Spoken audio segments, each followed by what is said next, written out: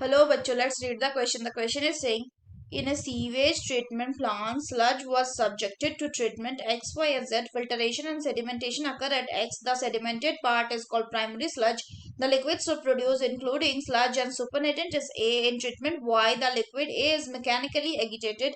In treatment Z, all the nitrate and phosphate were removed. In one of the treatment step, maximum trapping of the debris occur. In another treatment, microbes form a mass called B with bacterial held with slime and fungal filament. Product C is produced by the bacteria which is used as a source of energy. Which of the following is correct about B?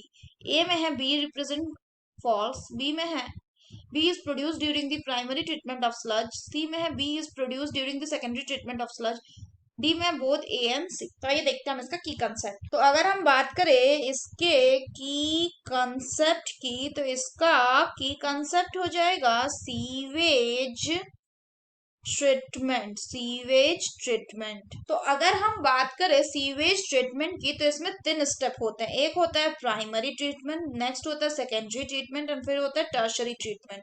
ये जो primary treatment है इसको हम कहते हैं physical treatment. Physical treatment. वहीं अगर हम सेकेंडरी की बात करें तो इसको हम बायोलॉजिकल ट्रीटमेंट कहते हैं।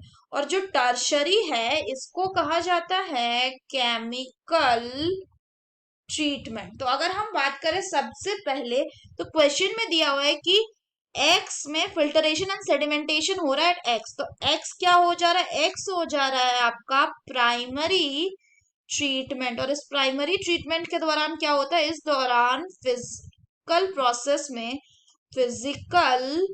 प्रोसेस में जो होता है वो है आपका फिल्ट्रेशन एंड सेडिमेंटेशन। क्या बनता है? Filtration and sedimentation.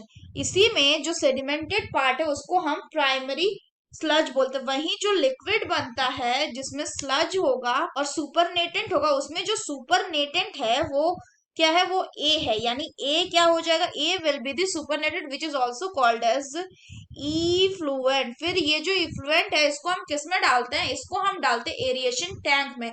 और इस जब एरिएशन टैंक में हम इसको डाल देंगे इस इफ्लुएंट को एरिएशन टैंक में, तो ये कहां पे चला जाएगा? ये चला जाएगा इन दी सेकेंडरी ट्रीटमेंट। यानी कि अगर हम बात करें वाई की, तो वाई हो जाएगा क्या? Secondary treatment. और यहाँ पे ये जो इफ्लुएंट है उसको क्या करेंगे? उसको मैकेनिकली एगिटेट करेंगे। नेक्स्ट बोला है कि जेड में सारे नाइट्रेट एंड फॉस्फेट को हम रिमूव करें, तो जेड हो जाएगा क्या? It will be the tertiary treatment, क्योंकि ये एक केमिकल ट्रीटमेंट। और यहाँ पे हम सारे क्या करते हैं? नाइट्रेट एंड फॉस्फेट को रिमूव करते हैं। अगर हम बात करें कि जो वाई प्रोसेस है यानी कि सेकेंडरी ट्रीटमेंट, ये बायोलॉजिकल प्रोसेस है। ये होता है किसमें? ये हो रहा है आपका एरिएशन टैंक में। तो इसमें क्या किया जाता है? इसमें सर्टेन माइक्रोब्स को डाला जाता है और वो माइक्रोब्स क्या करते हैं? डिकम्पोजिशन का काम करते हैं। तो ये बना लेते हैं आपका बैक्टीरियल फॉक्स। और वो जो फॉक्स होता है उसमें क्या होता है?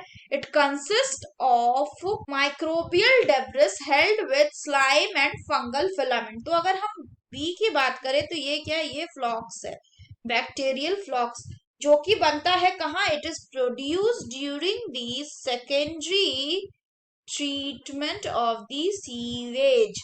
So the correct option will be option D, that is both A and C. So that's all for the question, bachcho. Hope you understood it well. Best of luck.